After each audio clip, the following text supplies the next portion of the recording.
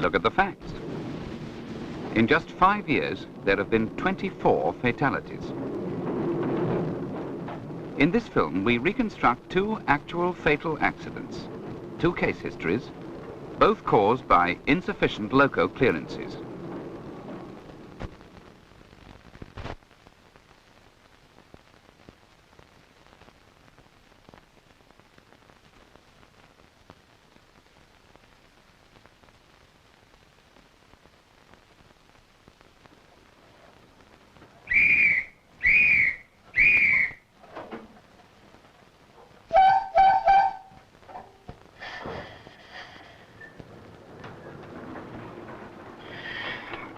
John is 22 years old, a trainee locomotive driver. Hold it, John! He's completed the surface loco driving course, and this is his 8th day of underground training. Coming out, John, on to work with you. Make sure you've got the handbrake on. Yeah, handbrake's on. Ted, an authorized driver, is supervising him. Right, John, as you know, we're using this Loki for shunting purposes only.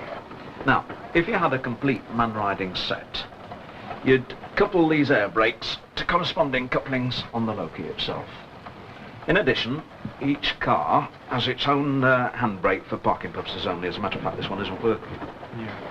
I know all about the brakes. We learned that at the training centre. Right. That June, how did you get on with her last night? Oh, not bad.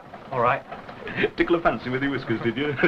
Well, give us a couple of days and we're away. A couple of days, at your age. Right, climb to the back and I'll drive her off to number 3. They have just started work. It's the night shift. Their first job is to bring a set out by and park them out of the way in a siding.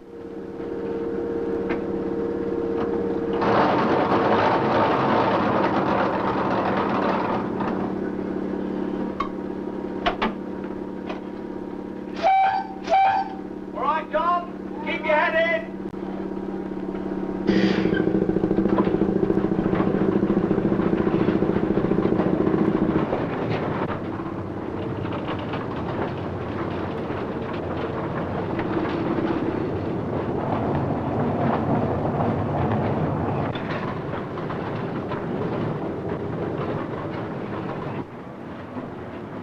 They approach the shunt, a well-lit area in constant use during days. The time is 11 at night.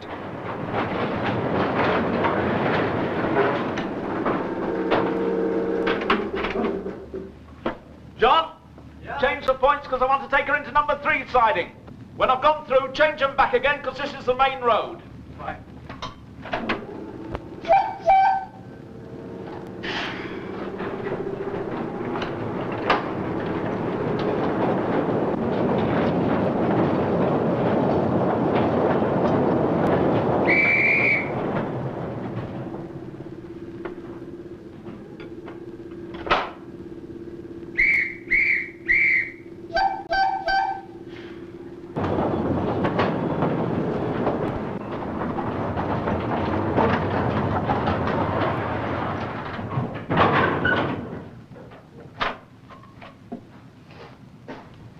Fine, John, that was smashing.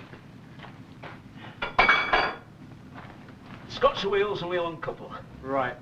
What are we going to do next? We'll have a snap. Yeah, I was hoping you'd say that.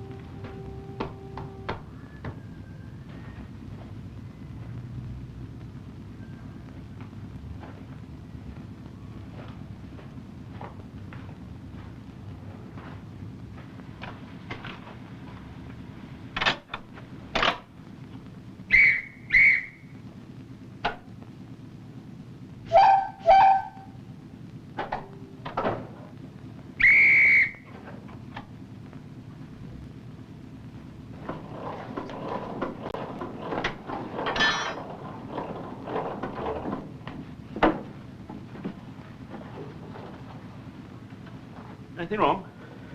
No, I don't think so. Right, get into the cab. Take her out of the siding, and when you're through, I'll change the points. Yeah, right. Oh, Ted. Might need that. You don't say.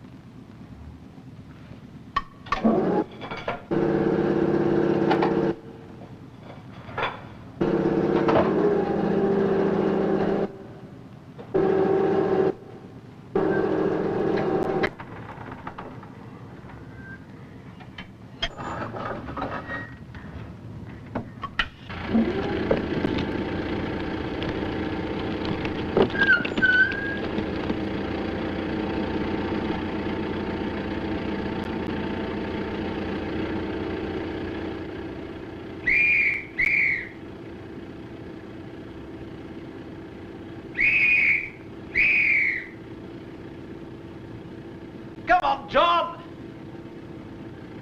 What's up, John? Christ.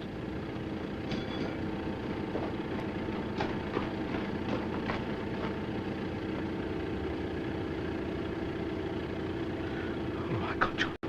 What the bloody hell have you done?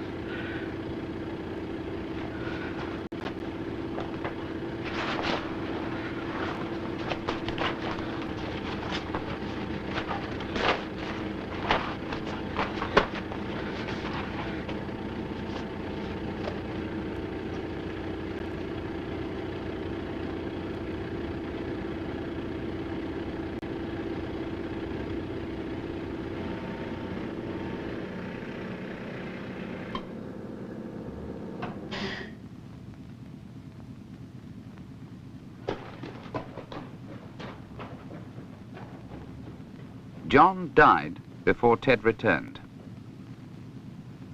This accident was caused by the position of a water pipe beside the track, a clear breach of the regulations. It was installed temporarily that morning. It could as easily have been set against the side of the roadway, well clear and giving more than adequate clearance.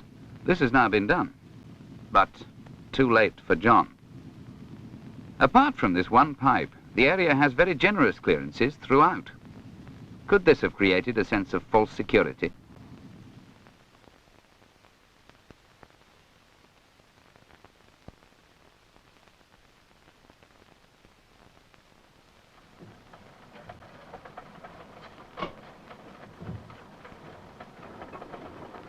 This is George, 56 years old, an experienced underground diesel locomotive driver. He's worked at this colliery for many years. His daily job is to supply materials to this heading. He must pick up a loaded train of mine cars from the main Loco road and bring them in by, through a set of ventilation doors, to this spot. He then returns the empties along the same route. We'll get these empties back to A24. I'll see you in about half hour. Where's Bill? Huh? Your tin gun. Yeah, bloody sick as usual. There's no bugger spare. I have to do everything my bloody self.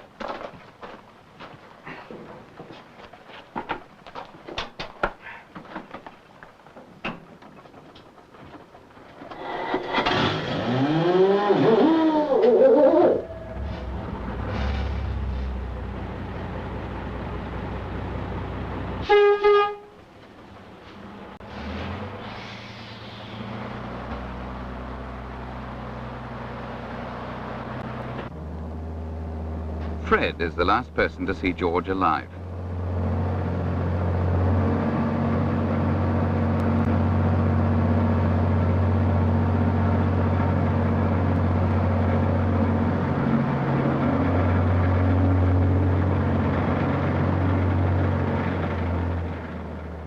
He approaches the first ventilation doors. The track at this point is not centrally disposed to the door opening, and because of ground movement, there's a slight transverse tilt on the rails, considerably reducing the clearances on one side. This is what happened.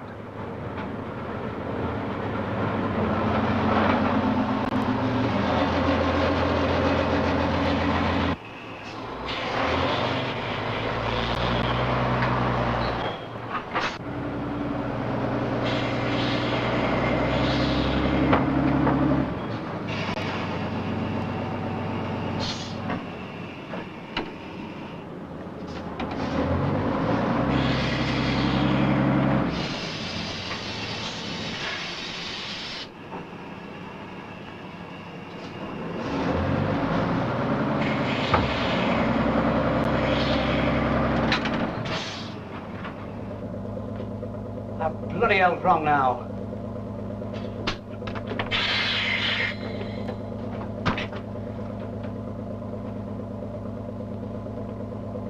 Sodding buggering doors.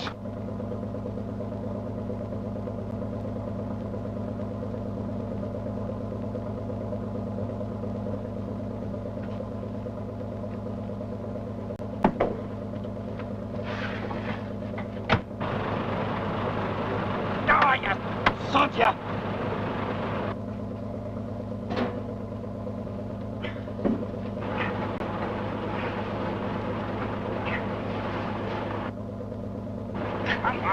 Come on! Bugger you!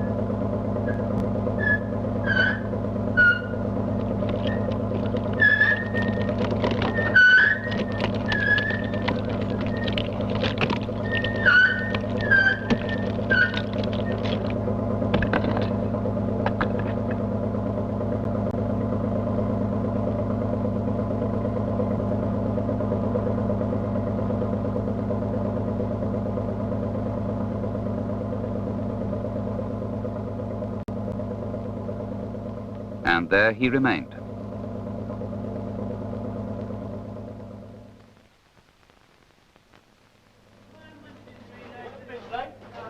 It is 40 minutes later.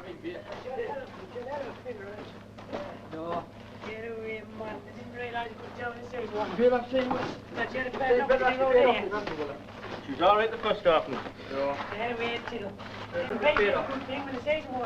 Hey! What's he parked in the doors for? Well, that's where he's gone, isn't it? George! They didn't bother to investigate, but sat down, overlooking the scene, and started to eat their snap.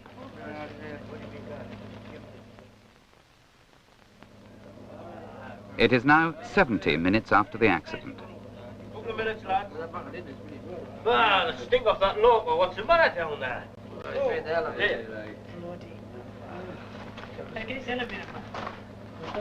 Right, they say that. Oh, great.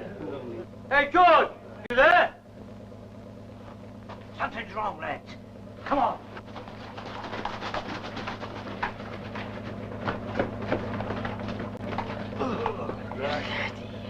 George? George? Ready? Get that bit. I'll get him off the face. Who can drive a Loco? David. Come on, in you go, lad. We'll ease it back a bit and get him out. Harry, go round the other side. Fred, look at this. Cracked it. Dead man. Oh, kick it out.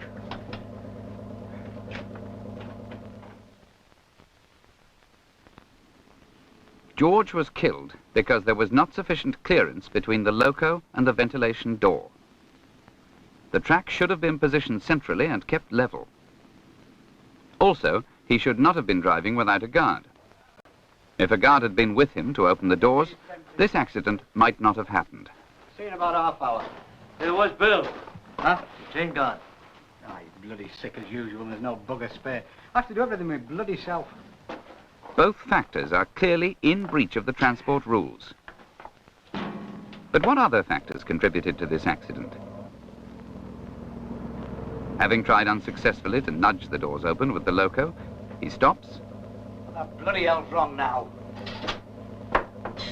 dismounts, leaving the loco tight against the door, with the engine running, in gear, without applying the brakes, with the dead man's pedal wedged and on a slight gradient. He then takes the short cut. And having succeeded once, he returns the same way. Did all this start the loco moving? The inquiry recommended that proper clearances must exist here. They now do, and elsewhere in the colliery. They also recommended that loco drivers should be made doubly aware of the transport rules concerning driving with a guard at all times. Let's look once again. Why was John leaning out? What was he looking at? Was he checking to see if these vehicles were remaining stationary against those pieces of wood? Not very practical or sensible. Why didn't he use a proper scotch, like a rail stop block? Were there any available? It was recommended at the accident inquiry that these be used in the future. Also, immediate instructions were given to warn drivers of the need for operating only within the loco cab. And a check be made on clearances throughout the colliery and all other collieries in the area. Would running a profile plate through the entire locomotive system from time to time have been the answer?